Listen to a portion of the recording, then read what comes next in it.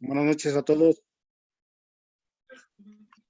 Ok, vamos a iniciar, aprovechando que ya estamos todos reunidos y así avanzamos un poquito más, ¿verdad? Terminamos también un poco más pronto. Vamos a hacer lo que es un pequeño repaso de lo que vimos el día de ayer. Lo vamos a hacer, este repaso lo vamos a hacer en conjunto, lo vamos a hacer entre todos nosotros. Entonces, el día de ayer, pues vimos de manera general cómo iba a ser nuestro proceso de certificación, el tiempo que llevamos o que tenemos aproximadamente para realizarlo, que 2 meses es suficiente para podernos certificar en estos 2 estándares, haciendo un trabajo continuo, podríamos lograrlo en 2 meses. Y ya empezamos a ver a detalle lo que es el estándar 301, donde el primer punto que vimos fue la carta descriptiva, también conocida como documento de planificación. ¿Me podrías decir, Wendy, qué características debe de tener esta carta descriptiva? Se me fue. La verdad es que no lo repasé. Ok. Fernanda, ¿recuerda las características que debe de tener? Bueno, tiene que tener el nombre del curso, tiene que tener el objetivo, tiene que tener también hacia quiénes van dirigidos, tiene que ver el sujeto. Me parece que también tiene que tener la descripción de los temas, los tiempos que tenemos que tener, los tiempos también de evaluación, recuerdo, el material que vamos a ocupar. Ok. Muchas gracias. Entonces, también tendríamos que contener lo que son los tiempos que vamos a dedicar a cada una de las actividades, las técnicas instruccionales que vamos a estar utilizando, las técnicas grupales. Pero las características nos indica que tiene que ser simple, flexible, balanceada, práctica y progresiva. Esas son las características de nuestra carta descriptiva.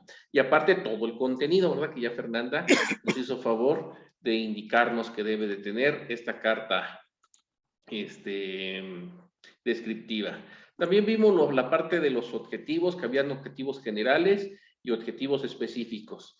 Y sobre esto vimos que tenemos lo que son 4 dominios de aprendizaje. ¿Recordará, Ricardo, cuáles son estos 4 dominios de aprendizaje? Nada más indíquenos 2. No recuerdo, Ingela. Francisco. ¿Los 4 qué? Dominios de aprendizaje. Es lo que tenía que ver con la cuestión del saber. Así es. El saber, el hacer. Saber hacer. Las actitudes, actitudes, hábitos y valores, que era el saber ser. Y pues ya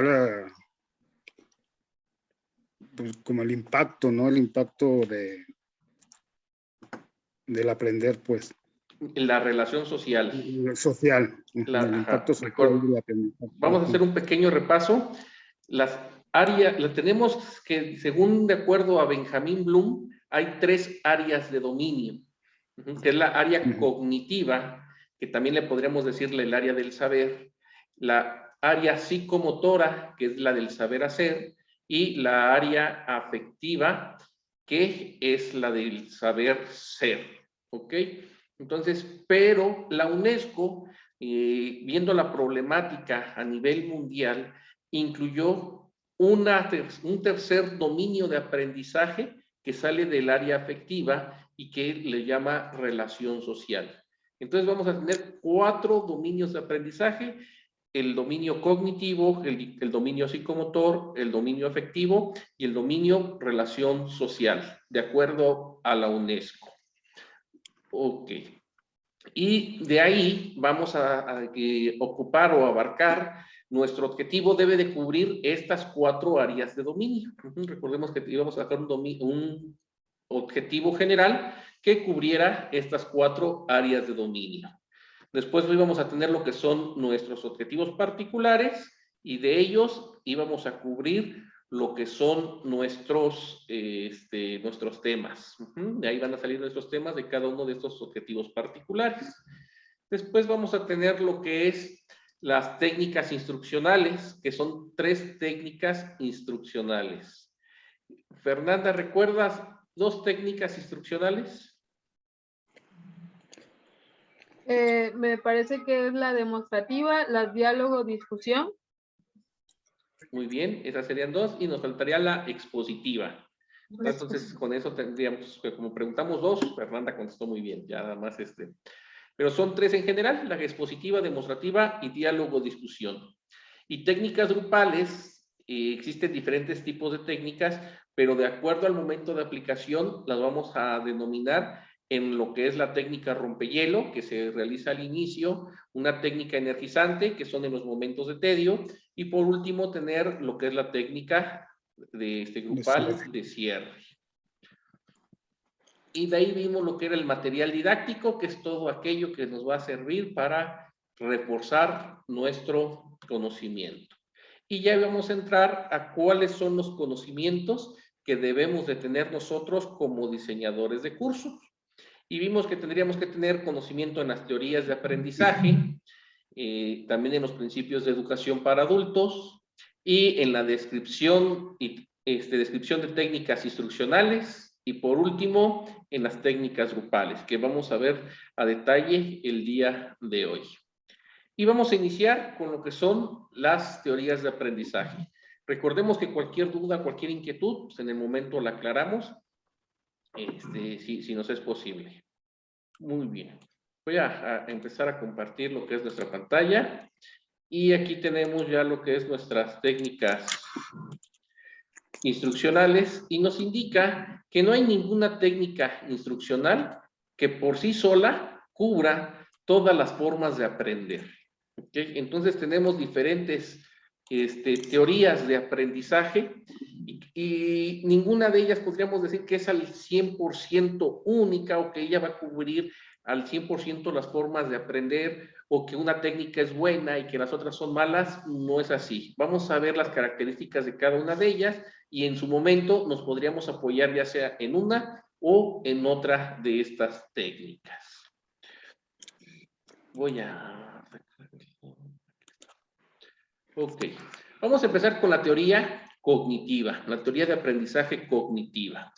Y esta nos indica que se hace mediante procesos mentales. Es una forma de aprender, pero únicamente por procesos mentales. Y son 9, principalmente los factores que favorecen este proceso mental de aprendizaje. Entre ellos está la parte de la memoria, la experimentación, la repetición, el reforzamiento, la atención y concentración, la comprensión, el interés, también influye la parte de la emoción y la retroalimentación. Entonces, de la forma cognitiva, la mayoría de nosotros aprendió lo que fueron las tablas de multiplicar. Ese es un ejemplo que puse de manera cognitiva. Otra cosa que aprendimos normalmente de manera cognitiva, la tabla periódica. Una tabla periódica también la aprendimos de esta forma cognitiva. Wendy, ¿alguna cosa que tú hayas aprendido de manera cognitiva?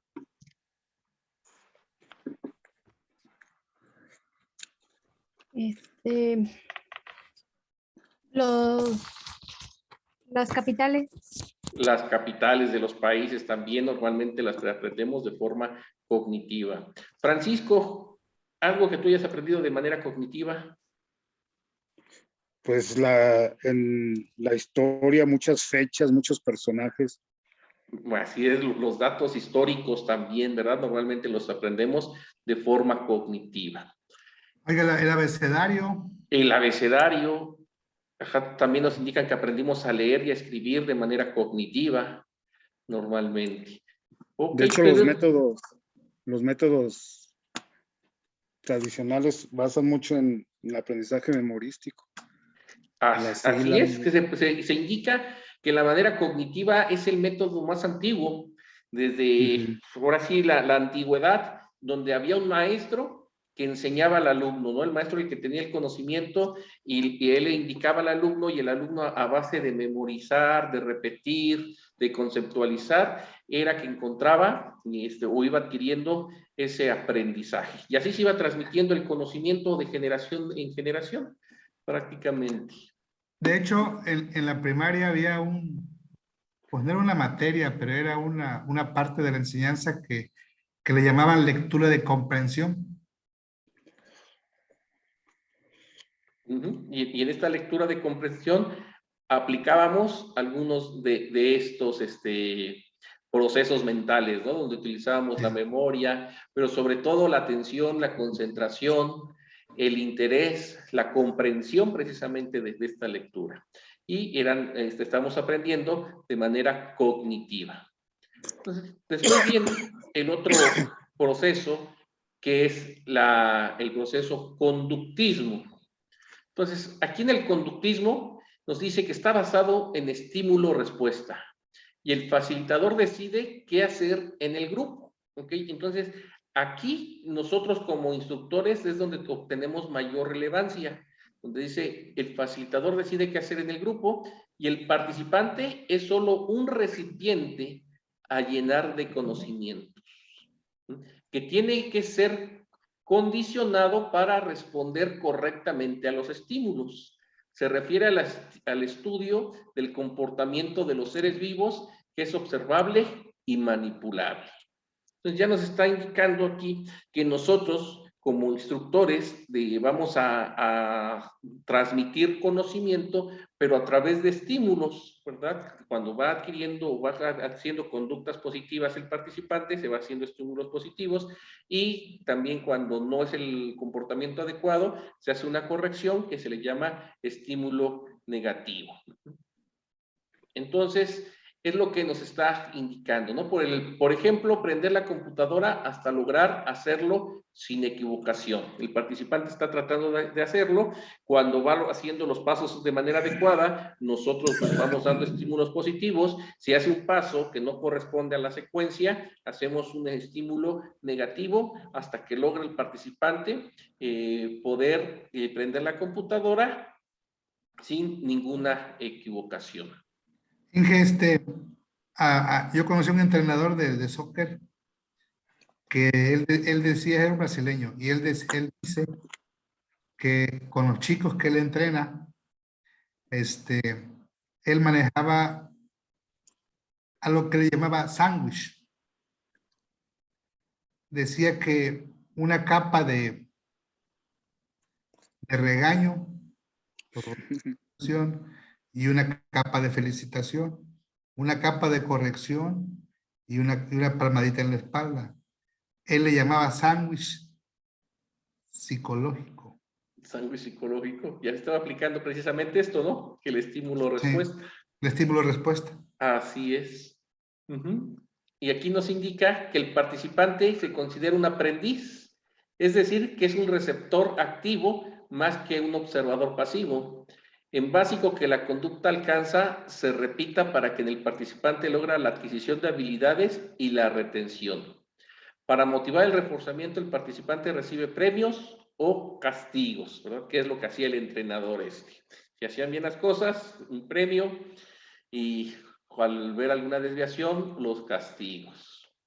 Entonces, sus principios nos indican que cuando reforzamos una conducta, aumenta la probabilidad que esta conducta se incremente. La conducta se puede moldear por medio de aproximaciones sucesivas.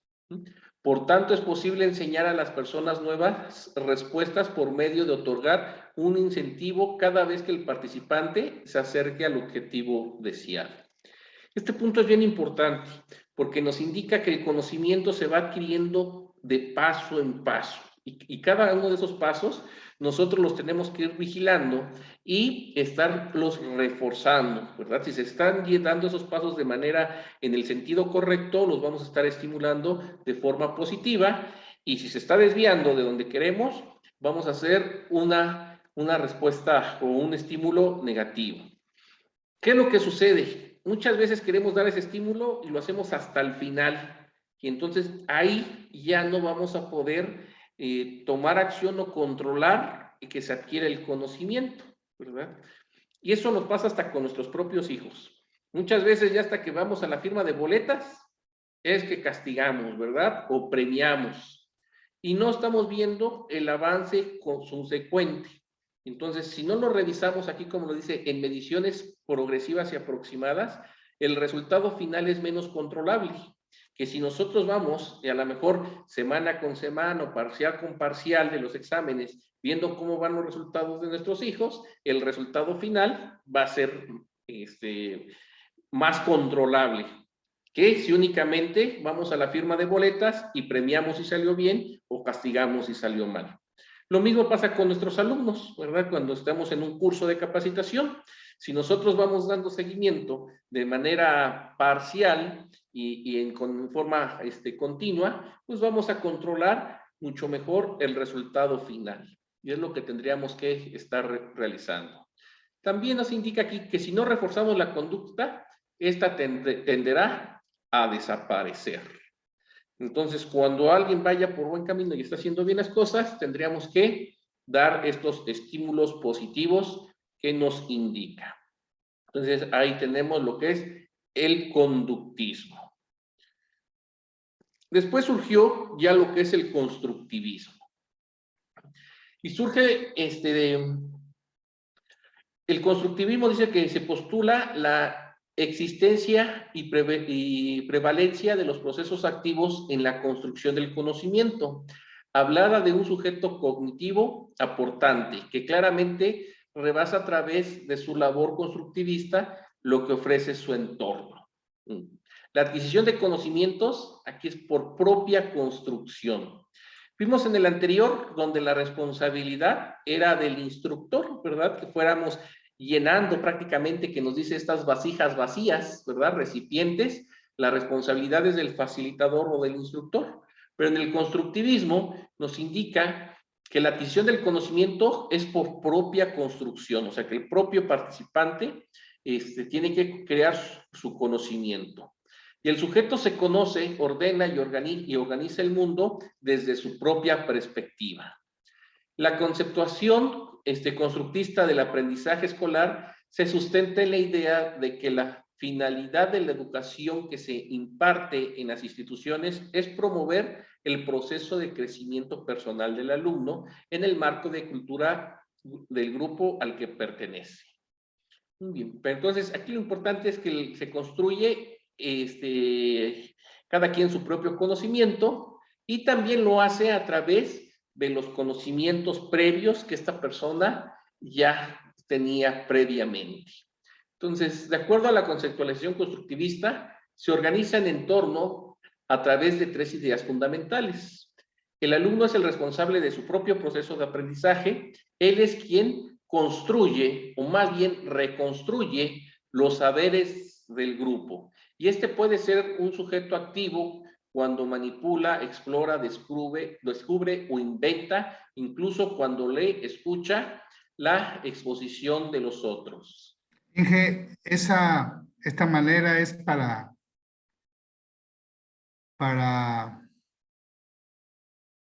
alumnos, porque ahí dice el alumno, de cualquier edad. El constructivismo sí, para cualquier edad. Más adelante vamos a ver ya las teorías de andragogía, que entonces ahí ya es específica porque para como adultos. dice el número 1, dice el alumno es el responsable de su propio proceso de aprendizaje. Por eso hay técnicas, por decir, en la parte primaria y también hasta en el kinder que están manejando unas metodologías nuevas donde a través del descubrimiento hace que los niños adquieran el conocimiento, ¿no? A través de explorar el mundo y crear ciertos ámbitos, están realizando su nuevo conocimiento. Entonces, también es aplicable para niños la parte del constructivismo. Sin embargo, la forma de aplicarlo va a ser diferente. Ya sé que para adultos o para niños se deben de utilizar diferentes principios. Ajá. Ok, continuamos. Entonces, aquí el alumno es el responsable de adquirir el conocimiento. Si la actividad mental constructivista del alumno se aplica a contenidos que poseen ya un grado considerable de elaboración. Esto quiere decir que el alumno no tiene en todo momento que descubrir o inventar en un sentido literal todo el conocimiento, debido a que el conocimiento se enseña en las instrucciones escolares, es en realidad el resultado de un proceso de construcción a nivel social. Los alumnos y profesores encontrarán ya elaborados y definidos una buena parte de los contenidos curriculares. Esto quiere decir que no aprendemos desde cero, que vamos aprendiendo y lo nuevo que aprendemos, este conocimiento nuevo lo vamos sustentando en nuestros conocimientos anteriores, ¿verdad? No vamos aprendiendo desde cero. La función del docente es engrasar los procesos de construcción del alumno en el saber colectivo culturalmente originado. Esto implica que la función del profesor no se limita a crear condiciones óptimas para que el alumno despliegue una actividad mental constructiva, sino que debe orientar y guiar y explícita y deliberadamente dicha actividad. ¿Cuáles son las condiciones óptimas? Recuerdan que en el seminario hablamos del ecosistema de aprendizaje. Entonces, esas son prácticamente las condiciones. Tiene que ser todo el ecosistema que interviene y influye en el aprendizaje de los alumnos. Ahí, hablando del ecosistema, sería todo el entorno, todo lo que está alrededor del alumno o de la persona. Así es. Nosotros como facilitadores debemos de identificar cuáles son los factores que van a afectar ese aprendizaje y crear ese entorno óptimo para que se pueda lograr un aprendizaje adecuado. Y por último dice que podemos decir que la construcción del conocimiento escolar es en realidad un proceso de elaboración en el sentido de que el alumno selecciona, organiza y transforma la información que recibe de muy diversas fuentes, estableciendo relaciones entre dicha información y sus ideas o conocimientos previos. Muy bien, entonces, en resumen, el constructivismo, el alumno es el responsable de su propio conocimiento, elabora ese conocimiento en base a las experiencias previas que tienen y se apoya en el entorno de aprendizaje, en que contribuye ese entorno de aprendizaje. Y de aquí sale la famosa palabra donde indica que los profesores principalmente son únicamente facilitadores del conocimiento. Y aquí hay muchos profesores, principalmente a nivel, yo me he tomado a preparatoria y a veces universidad, donde se toman muy en serio este papel, que ellos nada más son los facilitadores y que el responsable es el alumno.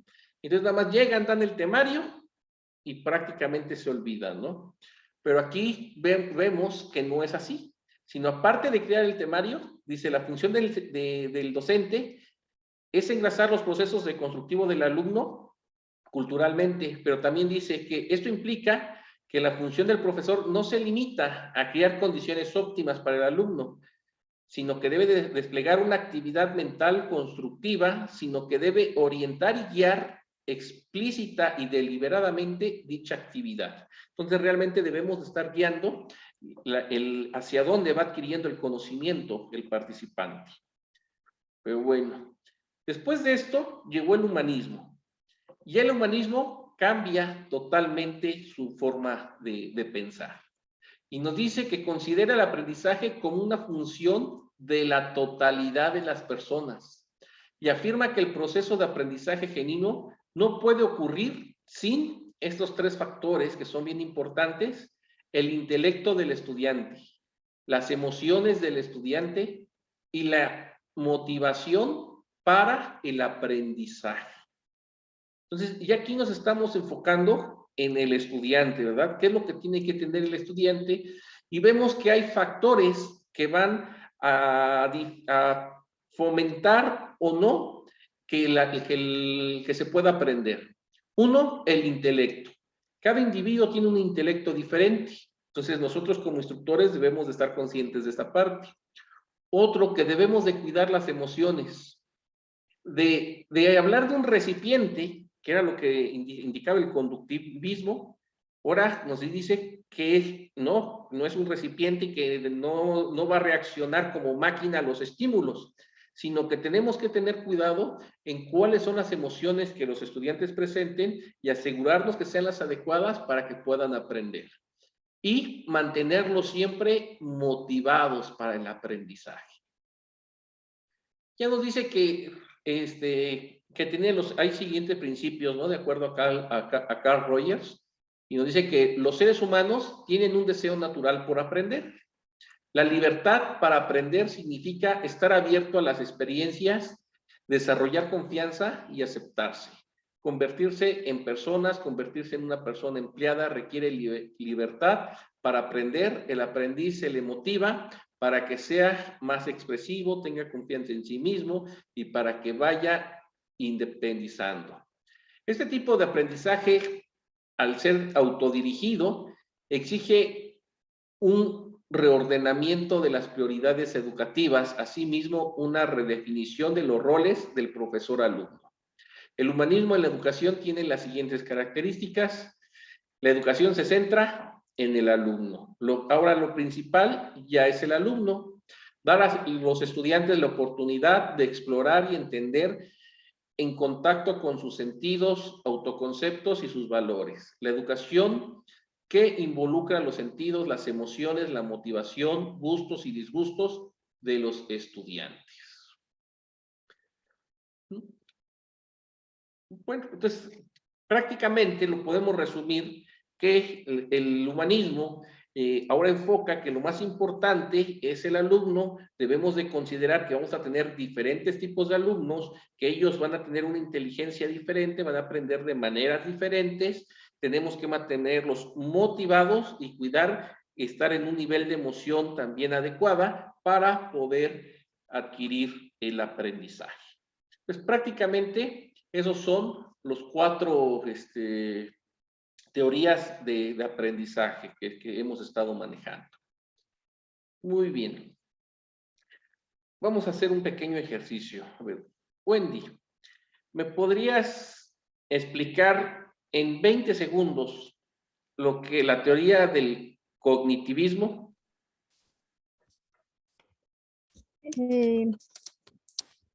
Bueno, es cuando una persona, por ejemplo, puede estar leyendo y memorizando, haciendo apuntes o,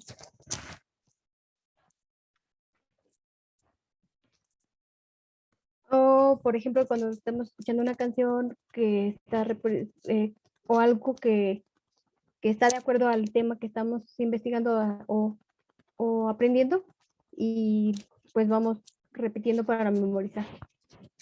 Para memorizar. Así, más fácil, así es cuando aprendemos a través de procesos mentales, utilizando la memoria, la repetición, la comprensión. Entonces, ahí es la parte del cognitivismo. Muy bien, muchas gracias, Wendy. Ricardo, ¿nos podría igual así en 20 segundos o menos explicar el conductismo, la teoría de aprendizaje conductista? Básicamente es motivar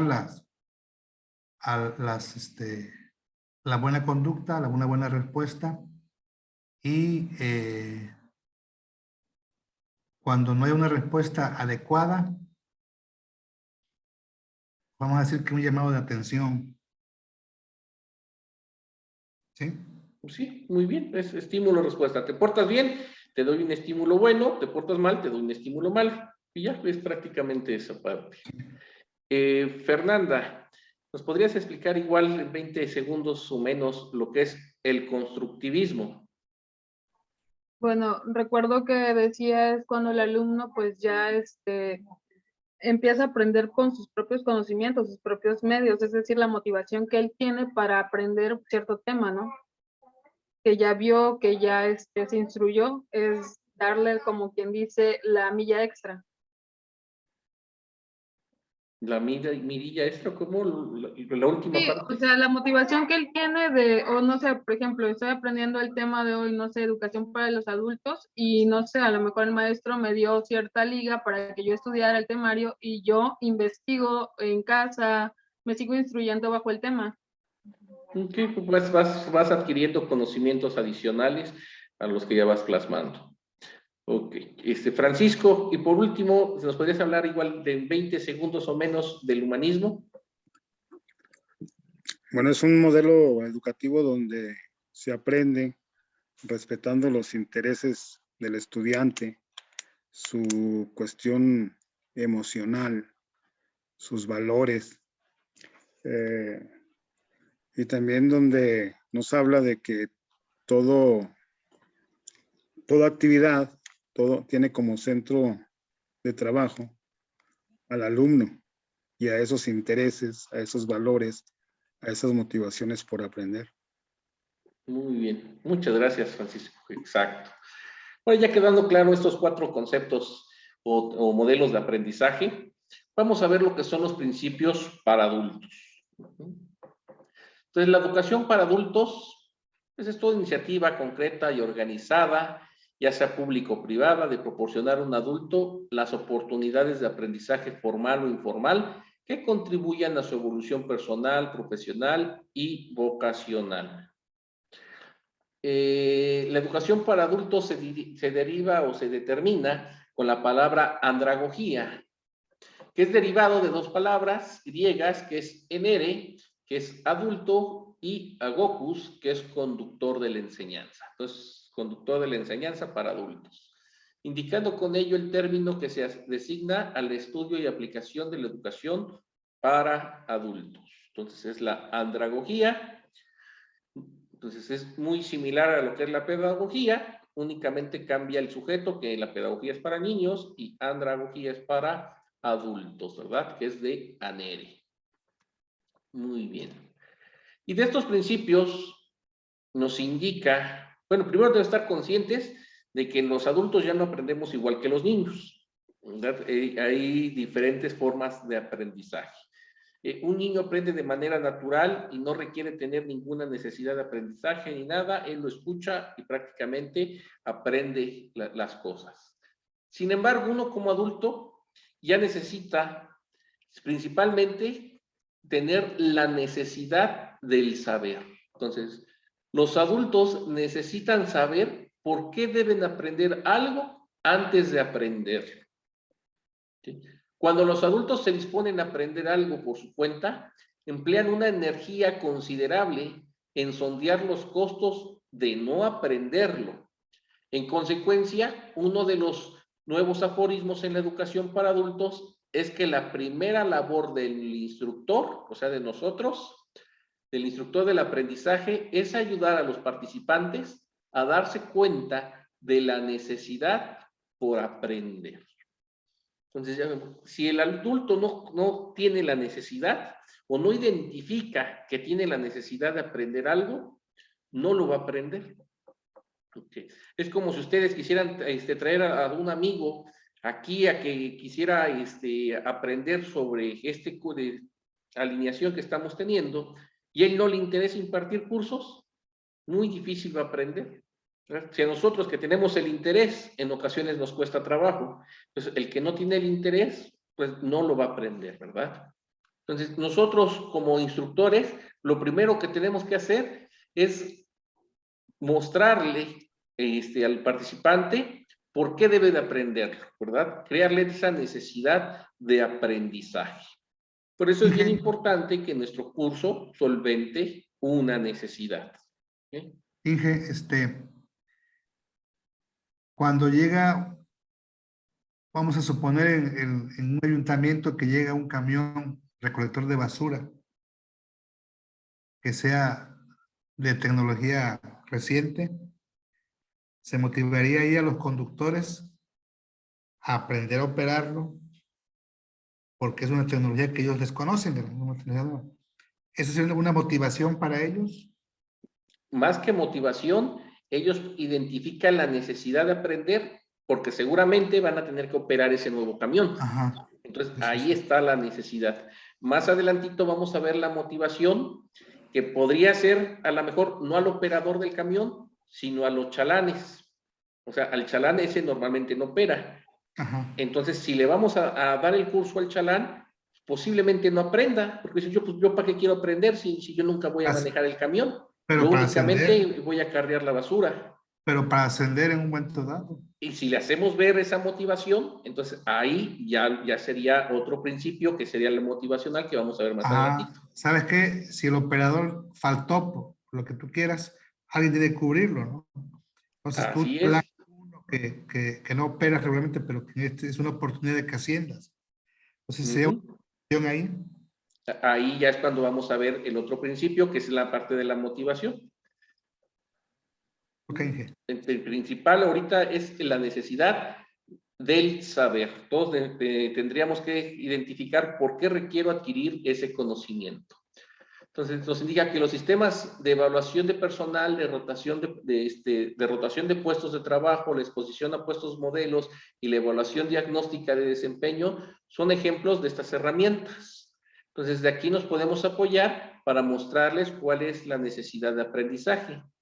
Y como mínimo, los instructores han de ofrecer razones del valor del aprendizaje para mejorar el desempeño de los aprendices o de la calidad de su vida, todavía más útiles para fomentar la conciencia de la necesidad de aprendizaje.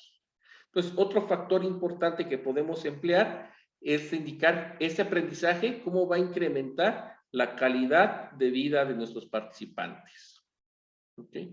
Todavía más útiles para fomentar la conciencia de la necesidad del aprender son aquellas experiencias reales o simuladas en las que los aprendices descubren por sí solos la brecha en donde están y donde desean estar.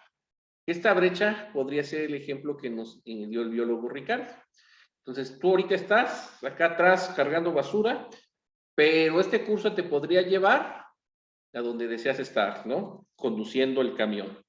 Entonces, ahí ya estamos creando también esta necesidad de aprendizaje.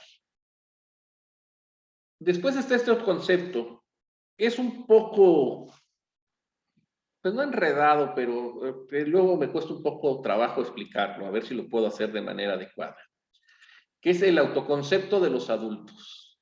Y nos dice que los adultos tienen un autoconcepto de seres responsables de sus propias acciones y de su propia vida.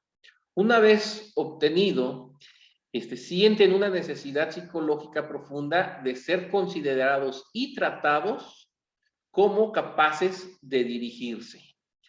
Resienten y resisten a las situaciones en que otros les imponen su voluntad. Esto presenta un serio problema en la educación para adultos, en el momento en que los adultos se enfrentan a una actividad calificada de educación, capacitación o cualquier sinónimo, recuerdan su experiencia escolar, se colocan en una posición de dependencia y se cruzan de brazos, se sientan y dicen, enséñame. Esta suposición de dependencia obligada y el tratamiento infantil consecuente del instructor crea un conflicto entre ellos, entre el modelo intelectual, el aprendiz es un ser dependiente y la necesidad más profunda, tal vez del subconsciente, de dirigirse uno mismo.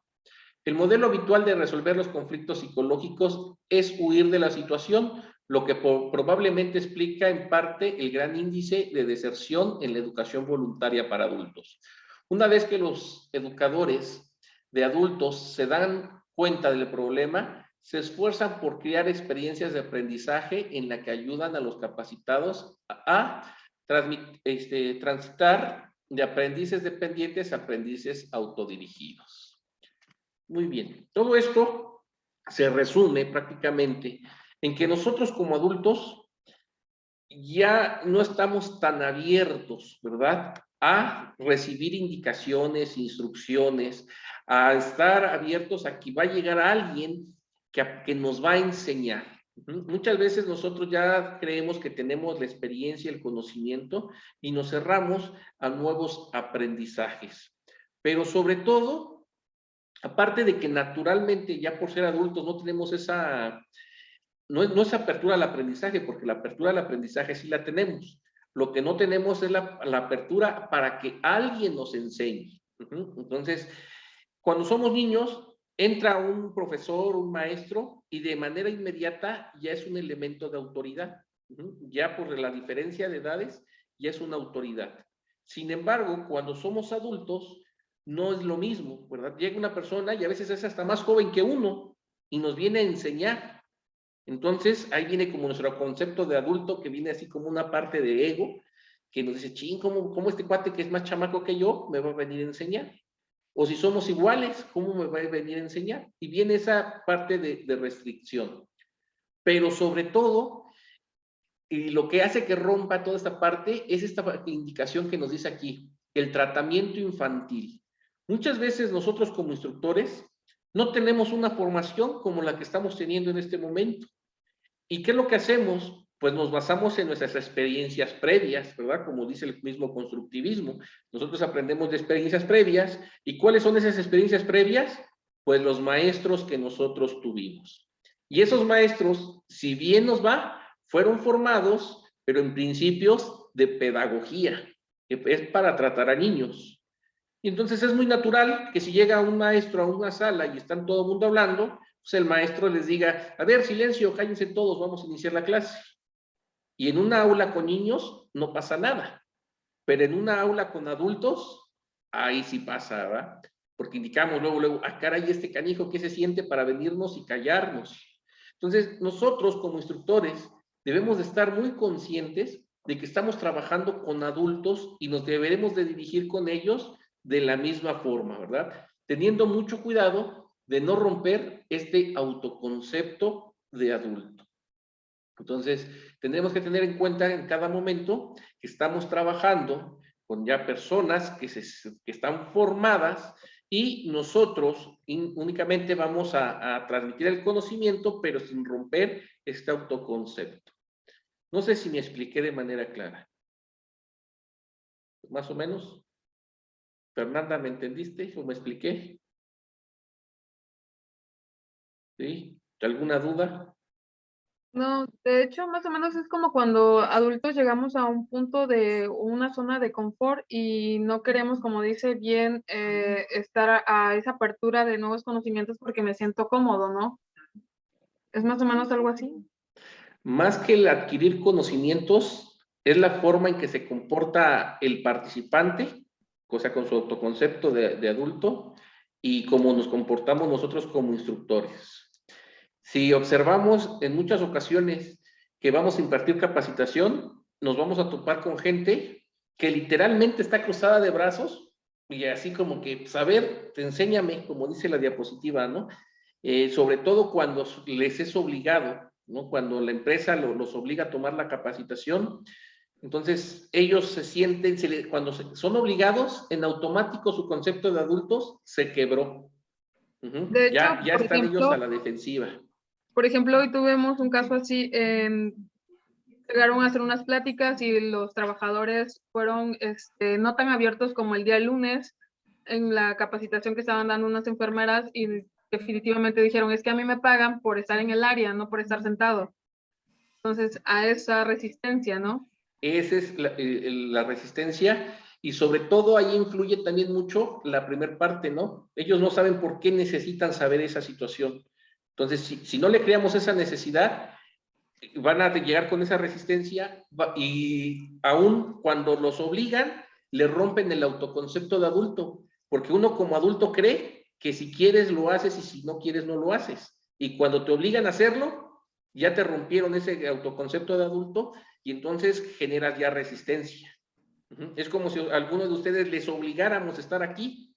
Entonces, pues a lo mejor sí van a estar, pero no con el mismo interés ni con las ganas de aprender, ¿no? Entonces, en ese momento nosotros como instructores debemos de apoyarnos de los demás principios de andragogía para a crear ese ambiente adecuado de aprendizaje. Ahí vamos a apoyarnos en el humanismo para crear las emociones adecuadas y la motivación adecuada de aprendizaje. Sí, a lo mejor mencionar que vamos a compartir experiencias. Aquí hay mucha gente preparada, gente que sabe su oficio. Entonces, 20 cabezas piensan más que una.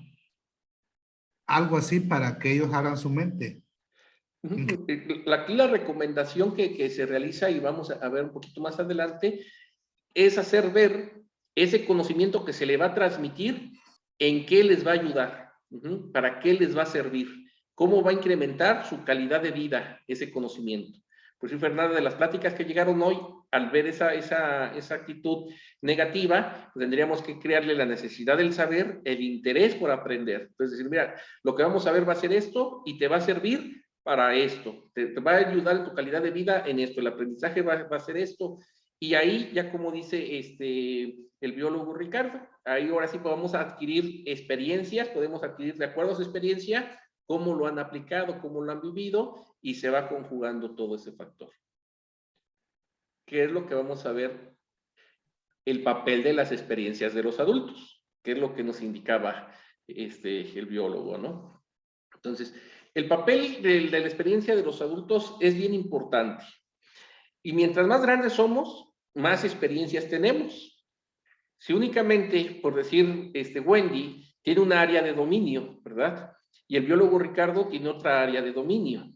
Pero simplemente por edad tiene más experiencia el biólogo que Wendy, ¿verdad? Entonces nos podría compartir muchas más experiencias en su área de dominio, claro está el biólogo, que Wendy en su área de dominio por la edad.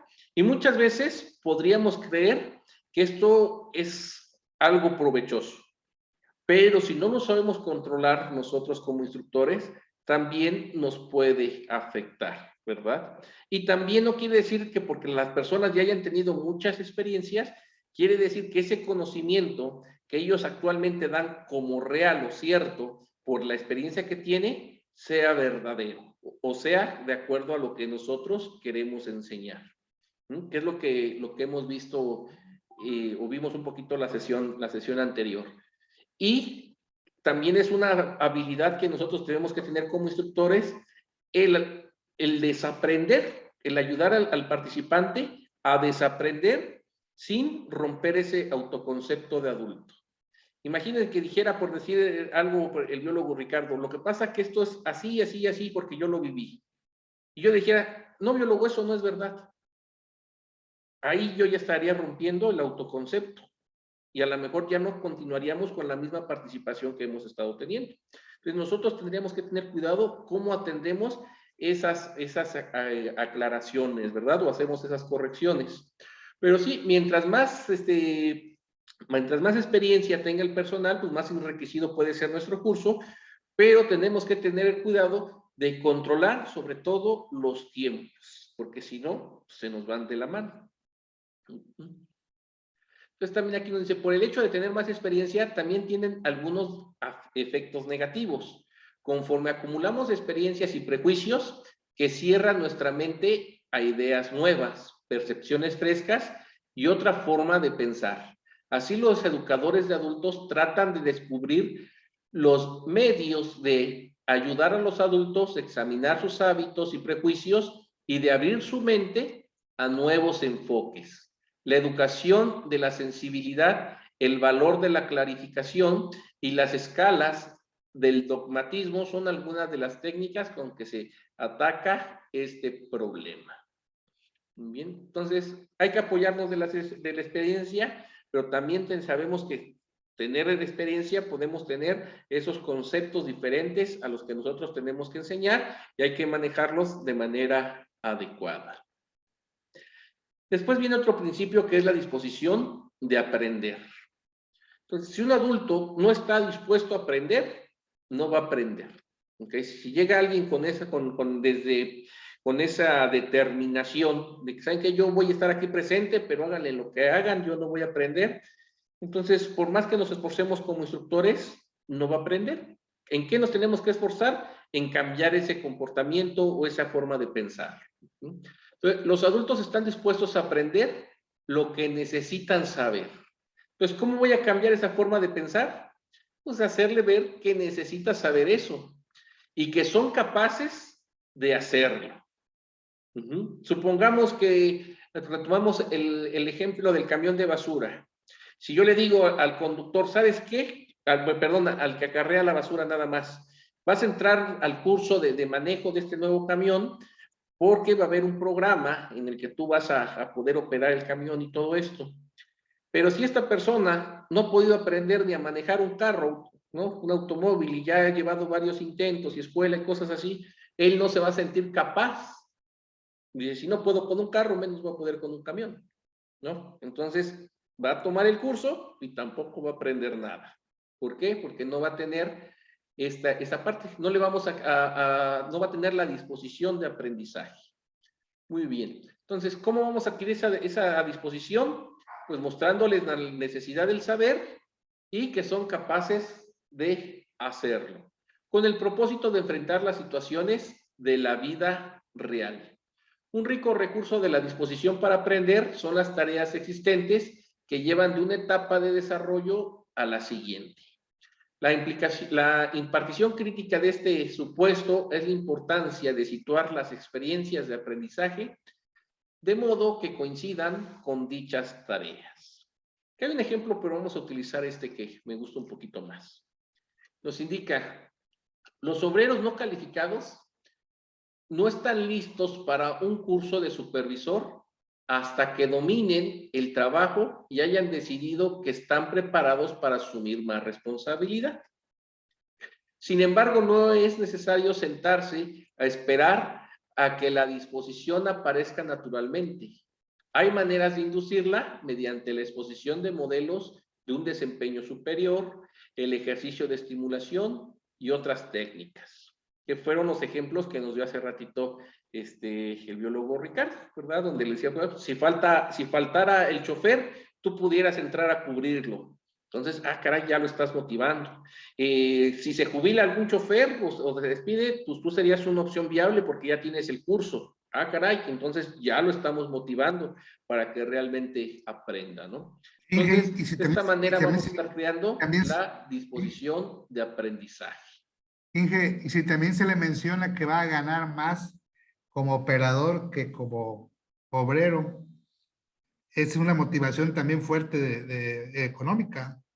Claro, la mayoría trabajamos por esa necesidad, ¿verdad? Y si nos dicen que va a incrementar, pues mucho mejor. Entonces es una gran motivación.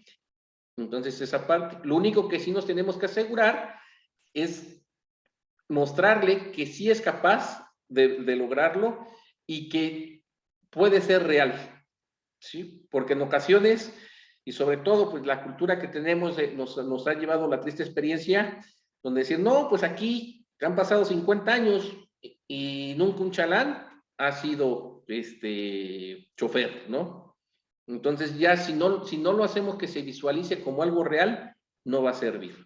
Pero si se lo visualiza como algo real, ya la hicimos, ¿no? Ok. La orientación del aprendizaje. Este es muy sencillo.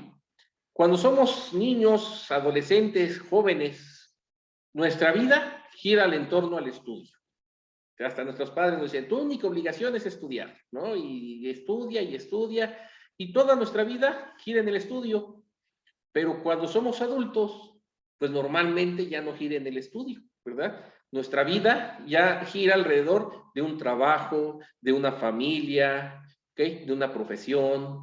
Entonces ya no está orientada al aprendizaje, está orientada a resolver los problemas cotidianos que tenemos día a día, ya sean laborales, familiares o lo que tenemos que hacer. Entonces, para poder aprender, o muchas veces esto es como algo adicional, ¿verdad? A lo mejor algunos de ustedes están como retomando esta parte de aprendizaje, a lo mejor algunos otros pues, tienen muy poco que hayan salido de la escuela, pero para el adulto ya su orientación no está enfocada en el aprender. Entonces, ¿qué es lo que tenemos que hacer? Motivar, ¿verdad? Los adultos se motivan a aprender en la medida en que perciban que el aprendizaje les ayudará en su desempeño y a tratar con los problemas de la vida. Además, obtienen conocimientos, destrezas, valores y actitudes de una manera más eficaz cuando se les presenta un contexto de aplicación de la situación de la vida real. Entonces, tenemos que estar conscientes que no es su punto fundamental adquirir ese aprendizaje, ¿verdad? No estamos el alumno en su momento, los estudiantes, los jóvenes, los niños, pues están enfocados en eso, en que tienen que aprender, en que tienen que estudiar, en que tienen que sacar una carrera. Sin embargo, ya el adulto ya no, su orientación está involucrada en otra situación y tenemos que motivarlos y viendo que este conocimiento pues lo van a estar aplicando en un contexto real que lo podrían utilizar. Y para mantenerlos motivados, pues nos podemos apoyar en lo que es la metodología o la pirámide de Maslow, que nos indica que podemos motivar de acuerdo a las diferentes necesidades que tenemos nosotros como seres humanos. Nuestras necesidades primarias, que son las fisiológicas, después las de seguridad, después las de afiliación, las de reconocimiento y las de autorrealización. ¿Pirámide de qué dijo, perdón? ¿Mande? ¿La pirámide de quién dijo? Maslow. Aquí está escrito, sería... Caray, ya me lo puse. Está... Aquí es Maslow. Entonces, nuestro curso, de alguna forma, va dirigido y enfocado a cubrir una de estas necesidades. Y nosotros, para motivarlo, pues lo vamos a manejar sobre este nivel de lo que cubra algunas de estas necesidades. Wendy. Una que estaba ahí apuntando, pero bueno, ok. Tu curso va a ser de idiomas, ¿verdad? Sí. Muy bien. ¿Qué necesidad o en qué nivel de la pirámide crees que caiga?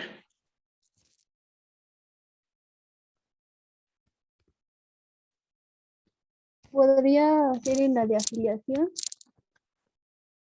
Afecto. o también reconocimiento. Podría ser en el Bueno, es reconocimiento. que queda como que entre la afiliación, el reconocimiento y la autorrealización. Entre esas tres.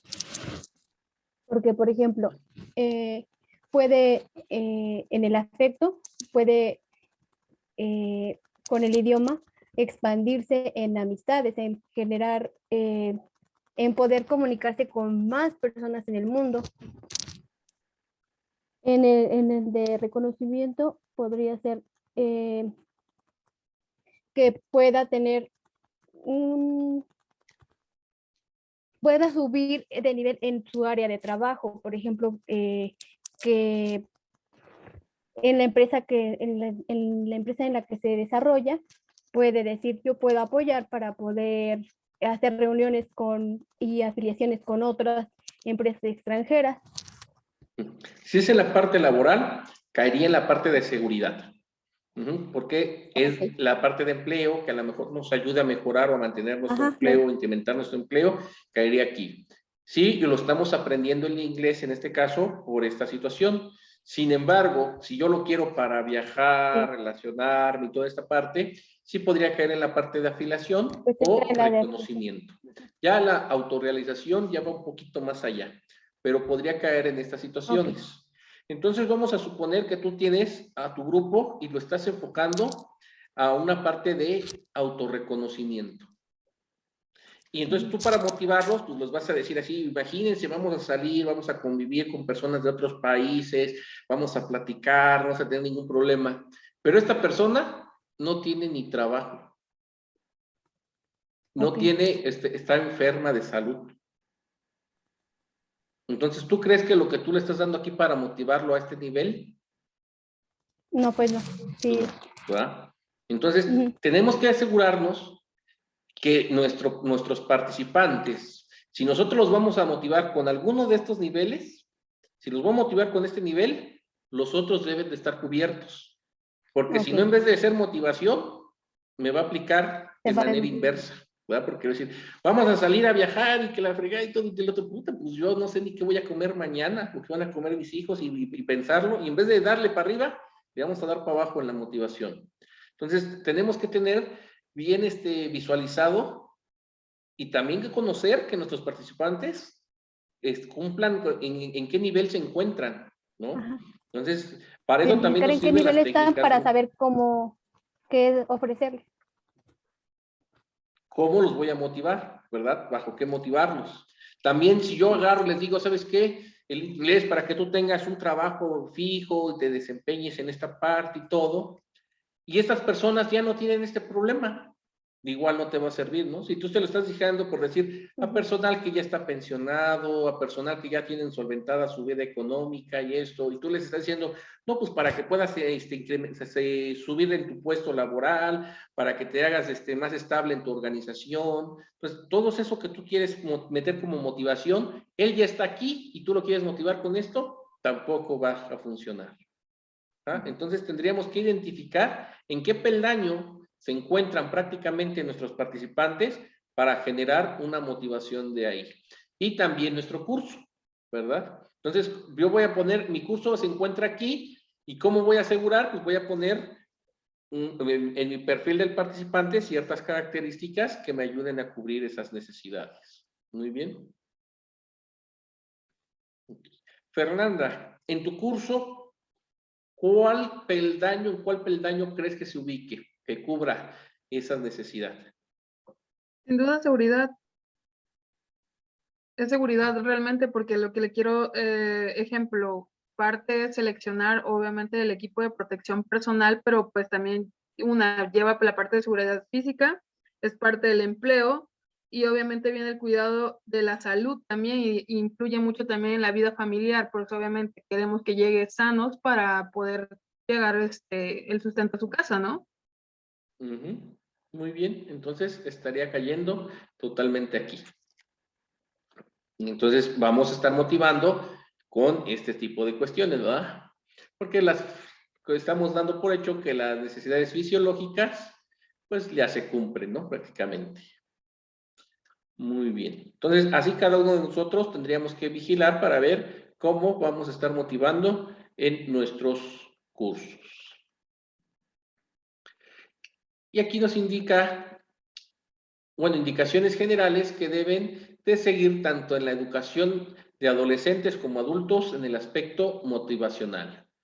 Uno, tendremos que estar retroalimentando, ¿verdad? Si están haciendo las cosas bien, están haciendo las cosas mal, la retroalimentación ayuda a mantener la motivación.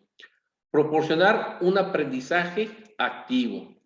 Reforzar mediante la práctica. Entonces, estos tres elementos nos ayudan. Presentar materiales relevantes. Recordar lo aprendido. Apoyarse en los conocimientos anteriores. Emplear los diferentes sentidos. Presentar la información en secuencias. Proporcionar un aprendizaje por descubrimiento. Emplear el aprendizaje por resolución de problemas y proporcionar un aprendizaje significativo. Entonces, todos estos elementos nos ayudan a mantener motivados a nuestros participantes. Si vamos desarrollando esto en nuestro curso bajo estos elementos. Ok.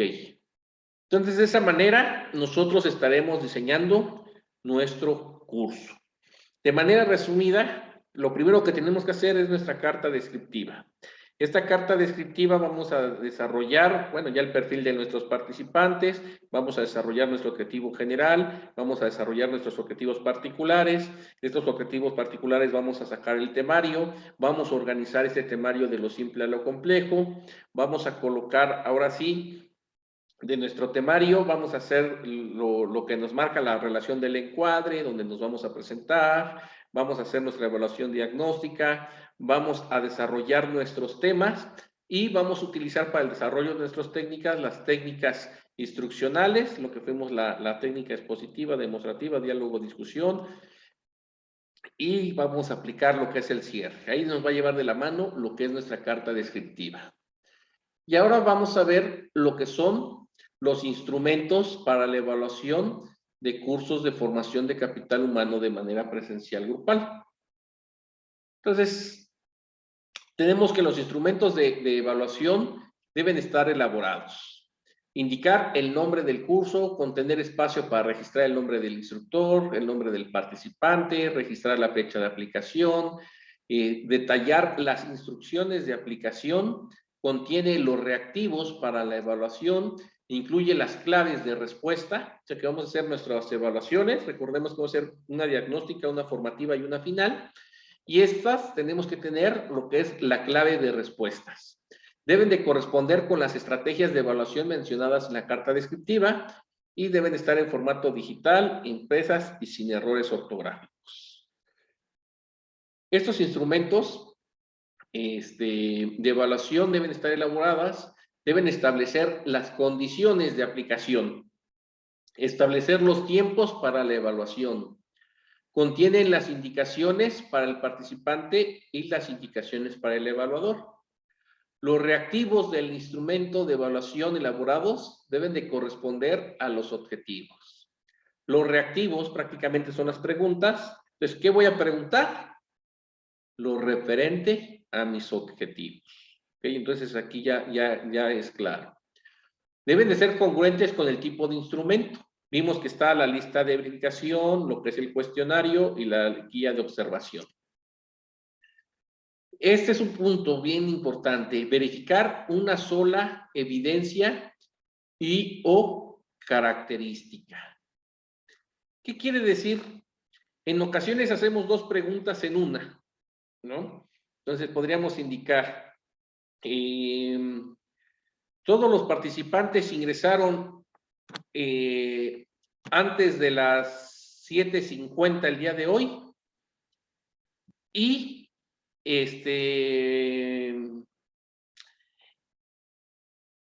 bueno, ingresaron a las 7:50 el día de hoy y el día de ayer. Entonces, vamos a suponer que el día de hoy se ingresaron todos, pero el día de ayer no. Entonces, ¿qué vamos a hacer? Poner 50%, la ponemos mala, la ponemos buena. Entonces, eso no es recomendable. Entonces, nos dice que solamente debe de corresponder a una sola evidencia, una sola característica. Deben de ser medibles y indicar su valor.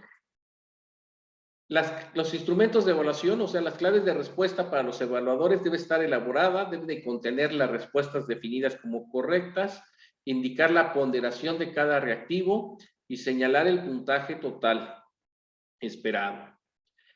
El instrumento para la evaluación de la satisfacción del curso, recordemos que en total hay 4 evaluaciones, 3 son para los participantes y 1 es para el curso. Entonces, esta es la de satisfacción del curso. Y también tiene que tener el nombre del curso y el nombre del instructor, pero no nos pide el nombre del participante, ¿verdad? ¿Por qué? Se recomienda que estas sean anónimas, para que de manera libre él pueda dar las sugerencias de mejora para nuestros cursos. Y se enuncia las instrucciones generales de aplicación, señala la escala de estimación del nivel de satisfacción y qué es lo que va a medir. Incluye los reactivos sobre las características del evento. O sea, las características del evento, pues puede ser la duración, el horario, la aula donde se impartió, las instalaciones, cómo se encontraron, todas esas partes. Después, el contenido del curso, todo el contenido temático de nuestro curso. Los materiales didácticos también se tienen que evaluar. El desempeño del instructor, que a veces no nos gusta, ¿verdad? Pero es el que más información nos brinda y es como podemos mejorar. Contiene espacio para registrar los comentarios adicionales. Y estas evaluaciones tienen que tener estas características: validez y confiabilidad. Validez, que garantiza que se consideran todos los contenidos que se buscan evaluar y que la muestra de contenidos que se utilizó para integrar el instrumento es representativa. ¿Okay? Y la confiabilidad es que consiste de los datos, la consistencia de los datos a través del tiempo. Siempre que un instrumento se aplique en situaciones similares, debe obtener resultados similares. Esta normalmente no tengo tanto problema, pero en la parte de la validez sí. ¿Qué quiere decir validez? Que realmente nos demuestre el instrumento de evaluación, el grado en que se cumplió el objetivo, en el que se está alcanzando el objetivo por nuestro curso. Me ha topado en ocasiones que me muestran sus instrumentos y yo no he tomado ni el curso, ni soy experto en ese tema, ni nada, y paso. Ajá, por simple lógica, pum, pum, pum, pum, se resuelve el examen y paso. Y eso no quiere decir que yo comprenda o que haya alcanzado ese objetivo, simplemente que el instrumento de evaluación no fue bien diseñado. O sea, porque yo, aunque saque 10, pues no conozco sobre el tema, ¿verdad? Ni voy a comprender el objetivo que están indicando, entonces la validez de esa evaluación no es adecuada. Esto de la validez... Entonces, Inge, ahí la validez no es confiable, entonces. Cuando no es válida, se pierde la confianza en el instrumento. Porque aunque... Sí, habla usted ahí de que debe ser una muestra representativa de los contenidos que se buscan evaluar. Es decir, que sí, ¿no? Es una muestra representativa. Habla de estadística ahí. Así es, que nos indica que, por decir, si yo tengo, en esto las muestras quiere decir como el número de reactivos que yo voy a estar preguntando de acuerdo al alcance de mi objetivo. Entonces, con eso se va a ir llevando o asegurando la validez. Entonces, esto quiere decir... Del 100, si hay 100 contenidos, pues la muestra representativa debe ser una mayoría, ¿no? O del 50% arriba, no sé cómo opina usted. Pues tiene que ser la mayoría, o sea, para que sea válida, pues tendría que ser arriba del 70, ¿no? Prácticamente. Sí. Entonces, esto es lo que nos da. Y también puede pasar en el caso inverso, de que todo mundo repruebe, pero que realmente sí estén adquiriendo el conocimiento. Entonces, que las personas en sí logren el conocimiento de todo el objetivo, pero que este conocimiento no se refleje en el instrumento. Entonces, también logra suceder, o llega a pasar esa parte. ¿Y ahí qué pasa, Inge? No es válido. ¿A quién echamos la culpa ahí? Al diseño del instrumento no fue diseñado de manera adecuada. Entonces, el diseñador es el responsable en este caso. En este caso serían ustedes que van a diseñar sus instrumentos de evaluación. Yo pensé que si reprobábamos vamos a ver más adelantito, va bien en el 217, donde la responsabilidad de que acrediten es del instructor, no es del participante. Entonces, pero ya eso lo vamos a ver mañana o pasado mañana. Bueno, el jueves o viernes más bien, jueves o viernes. Muy bien. Entonces tendremos que asegurar que sean con validez y confiabilidad. En su proceso de evaluación no llega a ese nivel. Entonces, en el proceso de evaluación, aunque tengan ustedes los instrumentos, no se llega a verificar la validez ni la confiabilidad, porque solamente lo aplican una vez. Pero bueno, esto es como conocimiento para que ustedes se aseguren realmente, sobre todo ya en los cursos que vayan a comercializar. Sí, ahí se tenía que comparar si hubiera más cursos, ¿no? Sí, y también debe por decir, sobre todo de la confiabilidad. Supongamos que a lo mejor dimos un curso y lo dimos a lo mejor al personal de Cangrejera y todos salieron con 10. Pero nos aplicamos el mismo curso y nos vamos a la API y o salieron con 6 o con 7. Entonces dices, caray, ¿y la confiabilidad qué pasó? Entonces, hay algo que el instructor o el diseñador más bien no consideró, que hay factores diferentes, ¿no? Pudiese pasar. Entonces, ahí es cuando se habla de la confiabilidad. Entonces, si es confiable y lo más seguro es que si se impartió el mismo curso con trabajadores similares en Cangrejera y en la API con trabajadores similares, pues el resultado debería ser similar, ¿no? Entonces, el diseño de un curso sí puede ser el mismo para 2 entidades o más entidades, siempre y cuando sean de la misma categoría y de la misma actividad, vamos a decirlo así. Siempre y cuando los participantes cubran el perfil que yo determiné. Entonces, ahí no importa de dónde sean o de dónde vengan, siempre y cuando cumplan el perfil. Que hay diferentes, hay factores que me van modificando esto, aunque algunos de alguna manera más significativa que otros. Por ejemplo, no es lo mismo con los mismos trabajadores del sureste del país que los del norte. O sea, hay variaciones, ¿no? O hay factores que cambian. Sin embargo, Y eso muchas veces obliga, no eso son obliga a mover el significativas. diseño eso obliga a mover el diseño del curso. Tendríamos que analizar si eso es significativo o no. Si no es tan significativo, a lo mejor no requiero cambiar el diseño, pero si ya es significativo, entonces ahí sí tendría que modificar el diseño de mi curso. ¿Por Ok, qué? gracias. Porque ya cambió el perfil. Muy bien. Tenemos también, bueno, ya vimos que tendríamos los diferentes tipos de instrumentos, lo que es la guía de observación, nos falta la lista de verificación y lo que es el cuestionario. Pero cuando vamos a nosotros a evaluar lo que son habilidades y destrezas, o sea, sobre todo vamos a utilizar lo que es una guía de observación. Cuando vamos a evaluar lo que es el producto y el resultado, vamos a utilizar lo que es un checklist o lista de verificación. Y cuando voy a evaluar el conocimiento, puedo utilizar lo que son cuestionarios. Y el cuestionario se divide en todas estas características.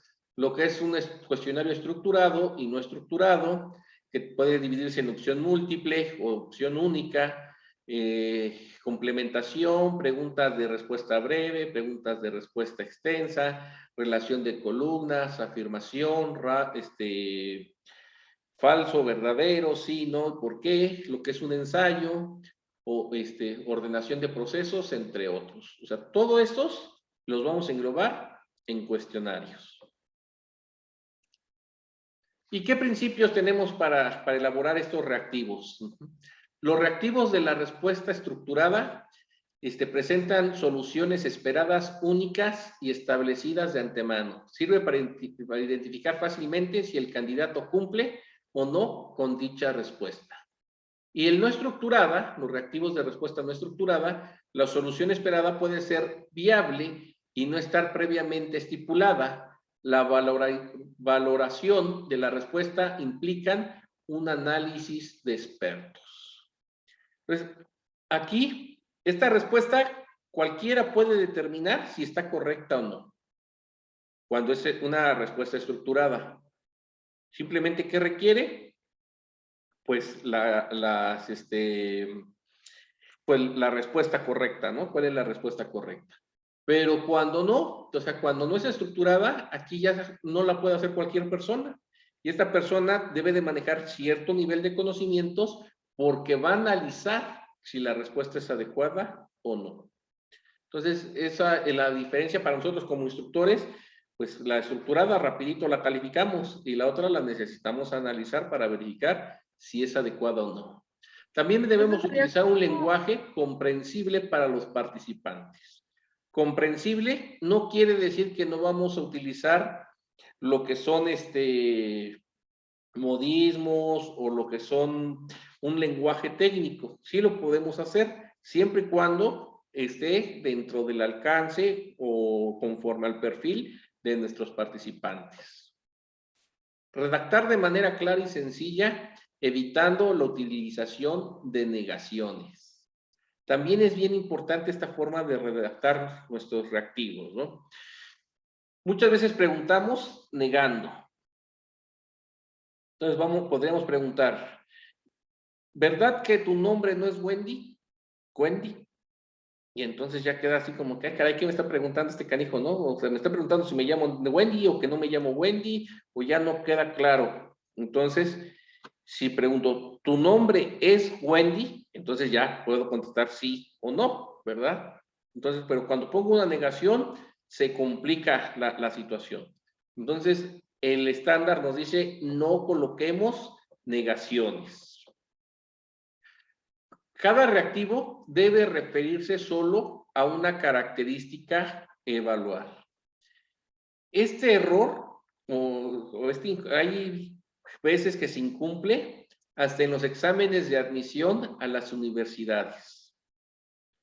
He visto en ocasiones que un solo reactivo se refiere a más de una característica evaluar, que es lo que hemos visto hace ratito, ¿no? Donde se hacen dos preguntas en una. Y también de contar con una sola respuesta como correcta o expresión o demostrable posible.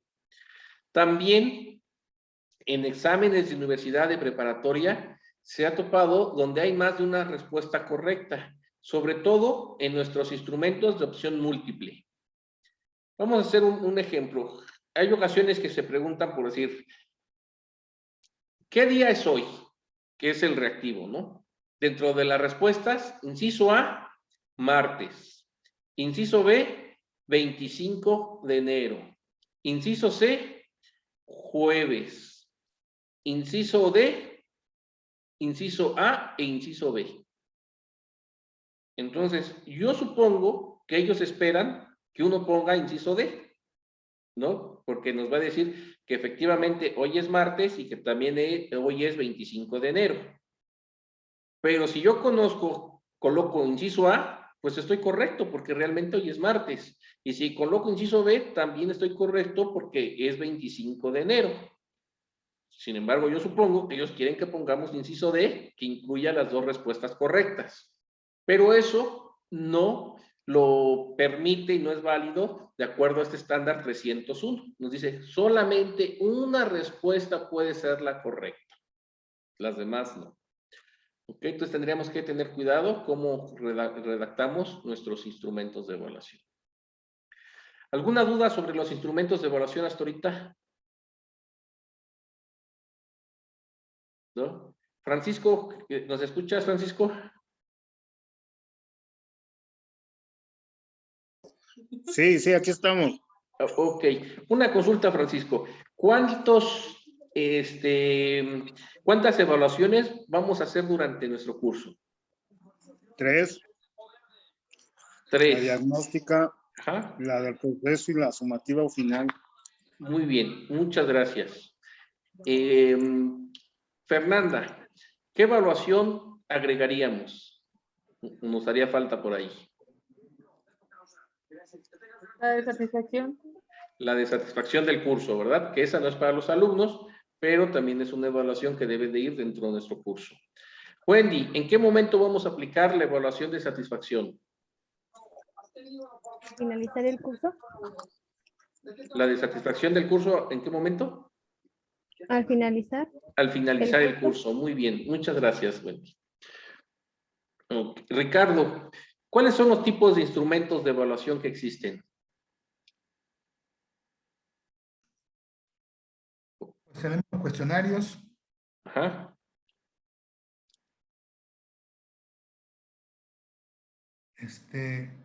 las evaluaciones como tal,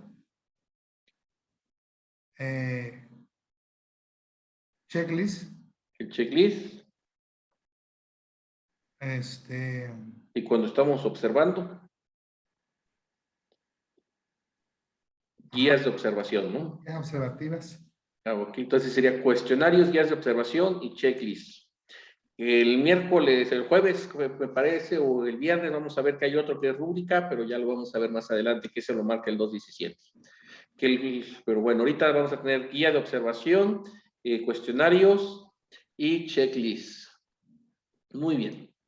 Vamos con el último capítulo, que es muy sencillo, que son los manuales. Son los manuales únicamente los que vamos a estar teniendo y vamos a ver qué es lo que requiere tener estos manuales. El primero es el manual del participante. El manual del participante, pues es un apoyo que le tendremos que diseñar a nuestros participantes y es una especie de material didáctico que le va a ayudar a soportar y a guiar durante el curso.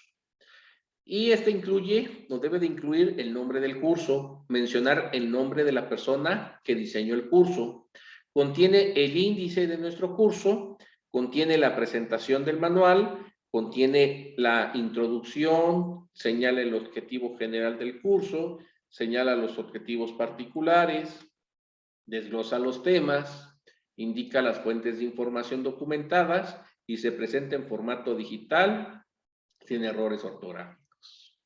Entonces vemos que si nosotros ya tenemos nuestra carta descriptiva, hacer el manual va a ser muy fácil, ¿verdad? Porque, pues, por decir, todo esto pues, son datos generales. El índice, pues lo vamos a sacar de la misma carta descriptiva. La presentación del manual, pues únicamente vamos a decir cómo opera el manual, cómo va a funcionar, en qué caso los va a utilizar, cuál es su estructura. Ahorita lo vamos a ver a detalle. Contiene la introducción, pues esto lo tendríamos que desarrollar nosotros.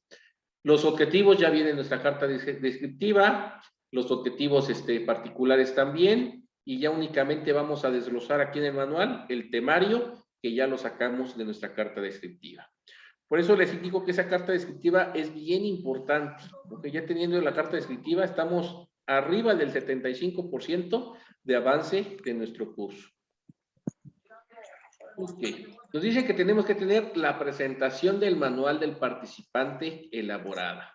Y este debe de contener la bienvenida para nuestros participantes. Vamos a ofrecer recomendaciones acerca de la forma de utilizar el manual. Aquí vamos a indicar si lo va a ir utilizando durante el desarrollo del curso, o lo tiene que estudiar previo en su casa, o es para que lo estudie posteriormente, o solamente en ciertos momentos o en ciertas partes de la sesión vamos a estar ocupando el manual. Entonces, aquí nosotros vamos a describir cómo lo vamos a utilizar. Describe la organización del manual. ¿Ok? Aquí nos está formado de tantas partes, al final vienen los ejercicios, pues aquí cómo está organizado. La introducción del manual del participante debe de contener un resumen de los temas. También debemos de señalar el beneficio que el curso aporta a los participantes. Principio de andragogía, ¿verdad? Ya desde aquí estamos metiendo los principios de andragogía. Le estamos viendo señalar el beneficio para crear la necesidad de aprendizaje. Establece el enfoque didáctico del curso y es congruente con los objetivos de aprendizaje. Los temas desarrollados del manual del participante deben de corresponder con la carta descriptiva, son congruentes con el objetivo del participante. ¿Sí? Ah, creo que no era aquí, ¿verdad? Pensé que me preguntaban algo. Ok. Entonces, me indica aquí los temas desarrollados del manual del participante. Entonces, debemos de mencionar lo que son los objetivos. Okay. Estos deben ser congruentes con los objetivos de aprendizaje, mencionar los objetivos particulares, están desarrollados de lo simple a lo complejo, describen la actividad o necesidad para el desarrollo del tema, contienen la síntesis y conclusiones del contenido de los temas, incluye una forma de evaluar por tema. Y ya por último, las fuentes de información deben de corresponder con los objetivos del curso, especificar el nombre del autor, señalar el año de publicación, indicar el título de la obra, la referencia de editorial o la URL y señalar el país de origen. Muchas ocasiones tenemos este problema, no se cumple este punto, nos ponen la URL, pero no nos indica cuándo fue el acceso a esta URL. Entonces hay que tener mucho cuidado. Cuando estén haciendo su bibliografía, si ponen una página de internet, no hay ningún problema, se puede poner, pero indicar cuándo ingresaron a esta página, porque si no caeríamos en un incumplimiento. El manual del instructor debe de estar elaborado. Incluye el nombre del bueno. Ya vimos el manual del participante y vamos a ver ahora el manual del instructor. Este manual del instructor, yo les recomiendo que lo hagan de una manera consciente, a detalle, ¿verdad? Donde se esmeren en la descripción. Tal vez no en este proceso de evaluación, pero sí ya en sus cursos que ustedes vayan a elaborar. Muchas veces por tratar de ahorrarnos tiempo, indicamos, bueno, si yo mismo voy a dar el curso, ¿para qué me hago un manual para mí como instructor? Y si ya nadie me va a evaluar, muchas veces ya ni siquiera hacen el manual. Pero es bien importante, sobre todo porque todo ese trabajo que ustedes están realizando para elaborar el curso, lo están dejando plasmado en este manual del instructor. Y aquí se ponen las técnicas y estrategias y se indica por qué se puso ese tipo de instrumento. O sea, mientras más precisos sean, posteriormente lo van a poder aplicar. Hay ocasiones que pasan hasta años en que impartimos un curso y después nos lo vuelven a contratar ese curso y para no empezar de cero, pues ya lo colocamos, ¿no? Hay veces que si nuestro instrumento o nuestro manual no está bien específico o especificado, luego no sabemos ni por qué pusimos una actividad o por qué pregunté esto, entonces nos complica el asunto. Inge, aquí no se pone el nombre del instructor. ¿El nombre de qué, perdón? Del instructor. Incluye el nombre, aquí en este no viene, porque como es la parte de diseño, únicamente nos indica el nombre de la persona quien diseñó el curso. No sabemos quién lo va a impartir, porque apenas lo estamos diseñando. Ok, también en el del participante no dice. No, aquí en el del participante nos indica el nombre de la persona que diseñó. Que diseñó, sí, Ajá. pero no dice el nombre del instructor. Todavía no lo sabemos, porque estamos en la parte de apenas de diseñar, ¿no? Ah, ok. Porque es como lo que dice que este puede ser que lo demos nosotros o que puede que para que lo diera otra persona, ¿no? Lo puede que lo diera otra persona.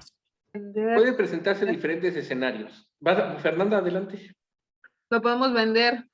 Podemos diseñar Exactamente. cursos y venderlos. Lo podemos vender, se diseña el curso, lo puedes vender.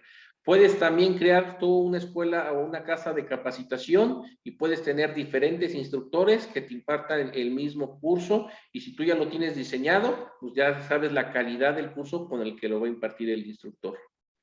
Entonces, hay un punto que vamos a ver aquí, no lo incluye, sin embargo, yo se los recomiendo que lo coloquen, sobre todo para estos casos cuando se vende o cuando lo va a impartir alguien ajeno a nosotros, ¿no? El que fue el diseñador.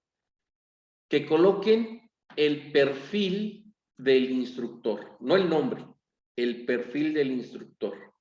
Yo antes no lo colocaba, y una ocasión me compraron un curso y se los diseñé conforme al estándar, ¿verdad? Conforme al estándar 301. Pero después me reclamaron por el resultado del curso. Y dije, caray, pues si yo lo diseñé supuestamente bien, ya lo había impartido el curso y no había tenido ningún problema. Y me reclamaron de que la gente no adquirió el aprendizaje necesario. Y bueno, dije, pues bueno, vamos a ver qué pasó. Ya me puse a investigar.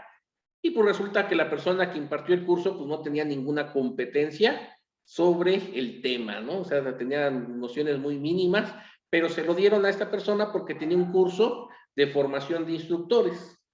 Entonces ya pensaron que con eso era suficiente para que pudiera impartir de manera adecuada el curso.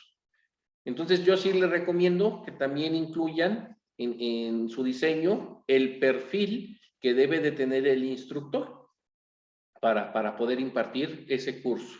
Y ya desde que yo incluyo eso, me he evitado muchos problemas. Ya, pues, nada más, a ver, ¿tu instructor cumplió el perfil? Sí, pues es una garantía que va a salir bien este curso, ¿no? Muy bien. Entonces, tenemos que el manual del instructor incluye el nombre del curso, incluye el nombre de la persona que diseñó, contiene el índice, cuenta con una introducción, incluye la carta descriptiva. O sea, estos no lo trae el manual del participante, ¿verdad? Pero el del instructor sí. Aquí debemos de incluir toda nuestra carta descriptiva. También vamos a describir los requerimientos del lugar de capacitación que voy a necesitar en mi lugar de capacitación. Las sugerencias para desarrollar los temas, los instrumentos de evaluación y también su hoja de respuestas. Va a señalar las fuentes de información documentada y se presenta en forma digital y sin errores ortográficos. Y es muy similar aquí, ¿no? La introducción del manual del instructor debe estar elaborada, explica cuál es el propósito del manual, expone su estructura, expone la modalidad del curso, si es presencial, en línea, tutoriado, autodidacta, mixto. Este punto también hay ocasiones que no lo colocan, no sé por qué, es común que se pase, que indiquen la modalidad del curso. Entonces hay que poner atención. Cuando estén diseñando, tenemos que poner que es dentro de la introducción, si es en línea, en su caso, pues prácticamente va a ser presencial, ¿no? Para el proceso de la evaluación. Los requerimientos del lugar de capacitación deben estar elaborados. Señalan las características del lugar de capacitación, menciona el material de apoyo a utilizar, especifican el equipo necesario para desarrollar el curso y proporcionan las recomendaciones de uso del material. Entonces, los requerimientos del lugar de capacitación. Los temas del manual, pues deben de corresponder con lo de la carta descriptiva, las sugerencias de apoyo, describen las técnicas, ya vimos técnica expositiva, demostrativa, diálogo, discusión, y actividades y ejemplos para desarrollar cada una de los temas, describe las formas, criterios y tiempos de evaluación para cada tema. Y las fuentes de información, pues es exactamente igual a lo que necesita o debe de tener nuestro instrumento, nuestro manual de los participantes. Muy bien. Entonces, en concreto, el manual pretende entonces proporcionar al capacitador los elementos necesarios para transmitir los conocimientos de la temática en cuestión de manera adecuada para un programa de capacitación. Por ello, se insiste en aplicar metodologías de aprendizaje, haciendo sin descuidar los aspectos teóricos, conceptuales y acoplándose a los objetivos del curso. Prácticamente, estos 3 capítulos son los que incluye el estándar 301. No sé si haya alguna inquietud referente a este estándar directamente, que es el de diseño. Algo que no haya quedado claro. Muchos de estos conceptos los vamos a repasar el jueves y viernes. O sea, no se preocupen por los conceptos, si no hay alguna duda en general, en particular. Por decir, Wendy, ¿cuánto tiempo crees que te va a durar tu certificado de este estándar? No sé. ¿No te interesa saberlo? Sí. Sí. ¿A ti, Fernanda? Perdón, ¿cómo? ¿Cuánto tiempo dura la certificación? ¿Cuánto tiempo dura la certificación? O sea, ¿Tu se supone certificado que por cuánto tiempo va a ser válido? del estándar, ¿El estándar? pues hasta que haga otra nueva actualización. Pues estaría bueno, ¿ah? Pero pues no. El 301 es únicamente su validez de 4 años. Ok. Ajá, entonces nos vamos a certificar ahorita y va a valer por 4 años. ¿El que vale así es el 217? Exactamente. El 217.01 actualmente ya no tiene vigencia, sino hasta que cambie la revisión. En la norma anterior, el 217 solito, pues el estándar 217, el viejito, ese también valía 4 años su vigencia. Pero bueno, ahorita cuando se actualizó, le quitaron el tiempo de vigencia al 217.01, entonces hasta que se renueve o cambie su revisión. Pero el 301 sí son 4 años. Muy bien. ¿Alguna inquietud diferente a esto? O yo sigo sacando las mías y ustedes me van respondiendo, ¿no? Sí, hijos. Bueno, pues creo que hemos visto mándeme. Yo creo que las dudas van a ir saliendo bajo la marcha a la hora de hacer el diseño ya, ¿no? Que esperemos que no, pero si salen como quiera las atendemos, no hay problema. Mucho lo vamos a reforzar el día de mañana. Vamos a darnos cuenta que el 217 y el 301 hay mucha información que comparten y se complementan.